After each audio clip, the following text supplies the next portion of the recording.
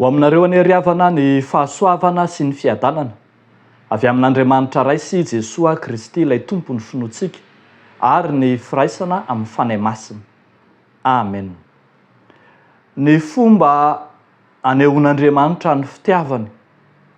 Ny fomba anehoan'Andriamanitra ny fitiavany.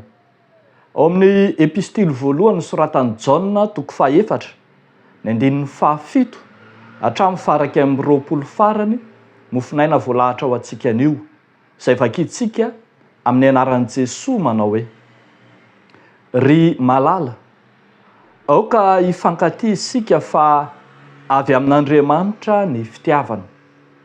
Ary izay rehetra tia no naterak'Andriamanitra sady mahalala an'Andriamanitra. Izay tsy tia dia tsy mba mahalala an'Andriamanitra fa Andriamanitra dia fitiavana. Izao no nanehoana ny fitiavan'Andriamanitra antsika. Andriamanitra naniraka ny zanan'ilay tokana tamin'izao tontolo izao mba hahavelona antsika amin'ny alalany. Izao no fitiavana. Tsy ny nitiavantsika an'Andriamanitra fa ny nitiavany antsika ka nirahany ny zanany ho avitra noho ny fahotantsika. Ry malala, raha izany no nitiavan'Andriamanitra antsika dia mba tokony hifankatia kosa isika. Tsy mbola nisy olona nahita an'Andriamanitra na oviana na oviana. Raha mifankatia isika dia mitoetra ao amintsika Andriamanitra ary tanteraka ao amintsika ny fitiavany. Izao no ahafantarantsika fa mitoetra ao aminy isika ary izy ato amintsika dia nanomezany antsika ny fanahany. Ary izay efa nahita ka nanambara fa ny Ray efa naniraka ny Zanaka ho amin'izao tontolo izao. Na iza manaiky fa zanak'Andriamanitra Jesosy dia mitoetra ao amin'ny Andriamanitra ary izy kosa ao amin'Andriamanitra. Ary isika efa mahalala sy mino ny fitiavan'Andriamanitra antsika. Andriamanitra dia fitiavana ary izay mitoetra amin'ny fitiavana no mitoetra amin'Andriamanitra ary Andriamanitra ao aminy. Izany no ahatanterahana ny fitiavany antsika mba hananantsika fahasahiana amin'ny andro fitsarana fa tahaka azy isika eo amin'izao tontolo izao. Tsy manatahotra ny fitiavana fa ny fitiavana tanteraka mandroaka ny tahotra fa mampahory ny tahotra fa izay matahotra dia tsy mbola tanteraka amin'ny fitiavana. Isika tia satria izy efa tia antsika taloha. Raha misy manao hoe tia an'Andriamanitra aho nefa mankahala ny rahalany dia mpandainga izy. Fa izay tsy tia ny rahalany izay hitany, ataony ahoana no fitian'Andriamanitra izay tsy hitany? Ary izao ny didy efa azontsika taminy. Izay tia an'Andriamanitra dia tsy maintsy tia ny rahalany koa. Ray masino, manamasina anay amin'ny fahamarinana, ny teninao no fahamarinana. Amen. Ny fomba anehoan'Andriamanitra ny fitiavana. Ny apôstôly Jaona dia nanoratra ity epistily ity noho ny hamafy ny hafitsoko ny fampianaran-diso samihafa izay nely-patra nanerana izao tontolo izao. Azo antsoina hoe epistily nosoratana ho amin'ny ady amin'ny fampianaran-diso mihitsy ny epistily ny Jaona voalohany. Eo anatrehan'ny fampianaran-diso dia tsy maintsy avahana mazava tsara iza no fampianarana marina ary iza no fampianarana sandoka. Inona no fanahy marina ary iza kosa no fanahy mamitaka. Dia misy toromarika samihafa omen'ny apôstôly hanamarinana ny fahamarinan'Andriamanitra marina eo amin'ny fiangonana. Eto manokana ohatra dia asongadina fa ny mampiavaka an'Andriamanitra dia izy loharan'ny fitiavana. Ambara mihitsy eto fa Andriamanitra dia fitiavana. Io Andriamanitra loharan'ny fitiavana, Andriamanitra fitiavana io dia maneho ny fitiavana izao tontolo izao amin'ny fomba tsy takatry ny saina, amin'ny fomba amin'ny fahafenoana, amin'ny fahatanterahana mihitsy aza. Ho tsara ny ambara anehoana izany eo amin'ny andininy fahasivy manao hoe izao no nanehoana ny fitiavan'Andriamanitra antsika.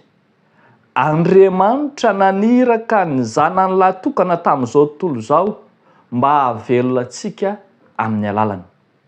Ny fomba nanehoan'Andriamanitra ny fitiavana zany dia mazava fa tamin'ny alalany nanirahany ny zanany lahy tokana. Tiantsika loatra Andriamanitra. Eny, fitiavana mihitsy izy ka dia tsy nampaninona azy, na dia ny zanan'ilay tokana azy, nanira-tena hoe ty amin'izao tontolo izao hamonjena antsika noho ny halehiben'ny fitiavany Andriamanitra. Manamafy ihany ny voalaza eo amin'ny andininy fahafolo manao hoe izao ny fitiavana, tsy ny nitiavantsika an'Andriamanitra fa ny nitiavany antsika ka nirahany ny zanany ho avitra noho ny fahotantsika. Fitiavana nanaiky isolo vaiky ny akalana, fitiavana tsy noterena, tsy novozonana, fitiavana te hamonjy fotsiny tsotro izao. Zay no mahazava-dehibe ry havako malala ny lohahevitra izay banjintsika amin'ity volan'ity ny hoe ankalazao ny mpamonjy. Ny fiangonana kristianina dia tsy mankalaza krismasy, tsy mankalaza andro, fa mankalaza ny mpamonjy, mankalaza ny famonjena nataony satria lehibe ny fitiavany, lehibe ny famondram-pony, lehibe ny fomba nanehoany ny fitiavan'Andriamanitra ka dia indro ny zanany mihitsy no nirahany ho avitra hisolo antsika. Dia misy fanontaniana ataon'ny Jaona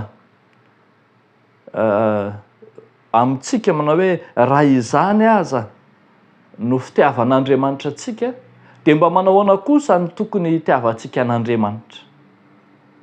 Ho Jaona mamaly hoe ry malala, raha izany no hitiavan'Andriamanitra antsika dia mba tokony hifankatia kosa isika. Eo amin'ny andininy faha 120.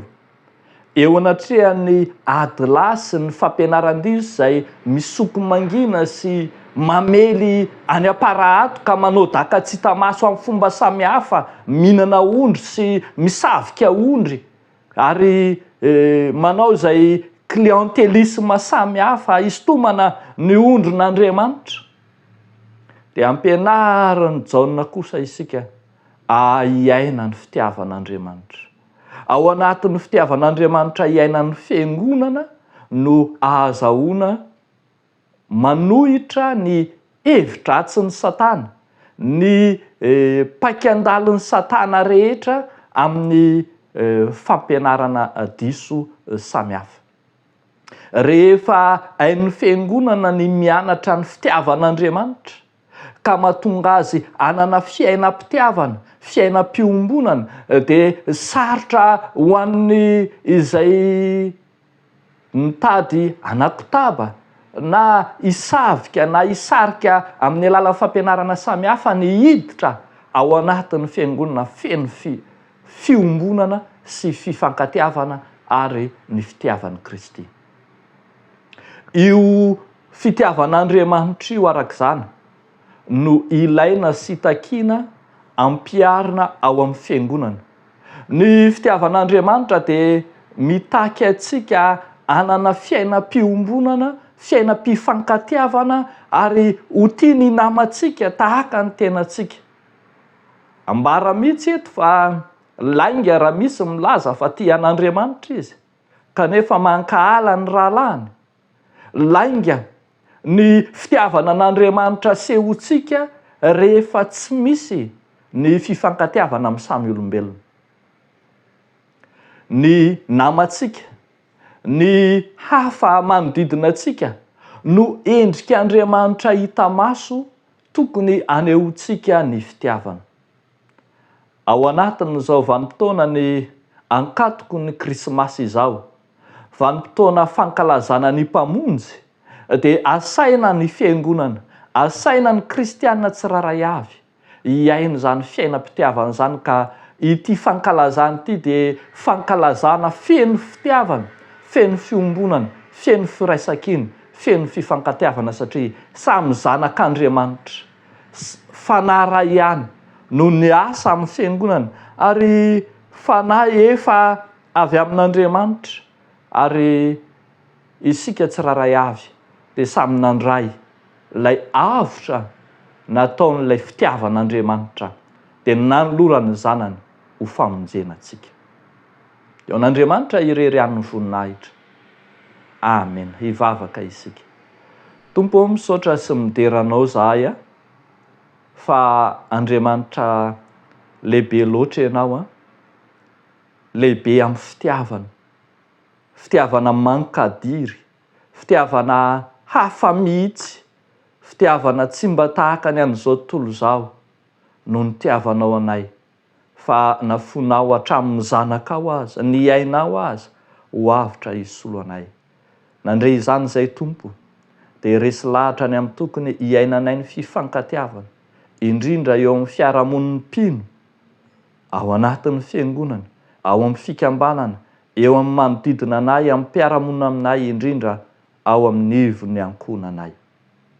Apetrakay aminao ity herinandro vaovao ity, ity herinandro ity ho herinandro fifankatiavana, herinandro mpiadanana, fifaliana, ka androtsahanao ny andro ny lanitra sy ny tsiron'ny tany ho aminay tsiraray avy. Amin'ny anaran'i Jesosy Kristy Tomponay. Amen.